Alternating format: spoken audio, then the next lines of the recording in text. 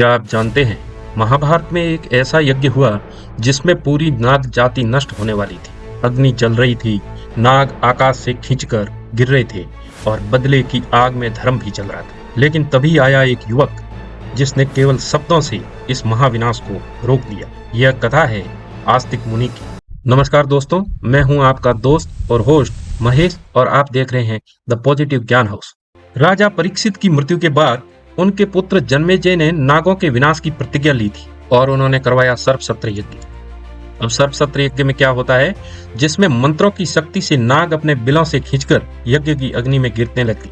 यह यज्ञ बदले से जन्मा था, लेकिन अब ये संहार का रूप ले चुका था। अब सवाल ये उठता है कि आस्तिक मुनि कौन थे? आस्तिक का जन्म स्वयं नागों की रक्षा के लिए हुआ था। उनके पिता थे ऋषि जरत्कारु और माता थी नाग कन्या मनसा। आस्तिक आधे ब्राह्मण थे और आधे नागवंश से थे, इसलिए वे न केवल मंत्रों की शक्ति जानते थे बल्कि करुणा और धर्म का मर्म भी समझते थे। उनका जन्म ही इस उद्देश्य से हुआ था कि वे एक दिन नागों को नाश होने से बचाएंगे। जब सर्पसत्र यज्ञ अपने चरम पर था, तभी एक शांत तेजस्वी युवक यज्ञशाला में प्रवेश करता है। चारों ओर अग्नि, ऋत्विज मंत्रोच्चार कर रहे थे। राजा जन्मेजय क्रोध से भरे हुए थे, लेकिन उस युवक के चेहरे पर न क्रोध था और न ही भय, और वह थे आस्तिक मुनि। आस्तिक ने यज्ञ में प्रवेश कर राजा जन्मेजय की प्रशंसा की। शास्त्रों के अनुसार यज्ञ में आए ब्राह्मण को राजा से वर मांगने का अधिकार होता है। प्रसन्न होकर जन्मेजय ने कहा, आस्तिक, जो चाहो वो मांग लो।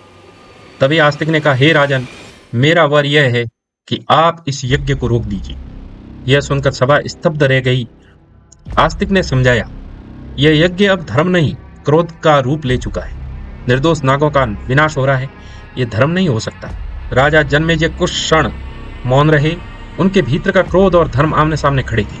अंततः राजा ने कहा, हे आस्तिक, मैं अपने वचन से बंध गया हूं। और उसी क्षण सर्पसत्र यज्ञ को रोक दिया गया। अग्नि शांत हुई, नागों का विनाश रुक गया और इतिहास बदल गया। महाभारत हमें यही सिखाता है कि धर्म वही है जो क्रोध को भी रोक दे। आस्तिक मुनि ने शक्ति से नहीं, हिंसा से नहीं, बल्कि बुद्धि, करुणा और धर्म से पूरा संहार रोक दिया। यही है महाभारत का संदेश। यदि आपको यह कथा प्रेरणादायी लगी हो तो वीडियो को लाइक करें, चैनल द पॉजिटिव ज्ञान हाउस को सब्सक्राइब करें और अपने मित्रों के साथ शेयर भी करें।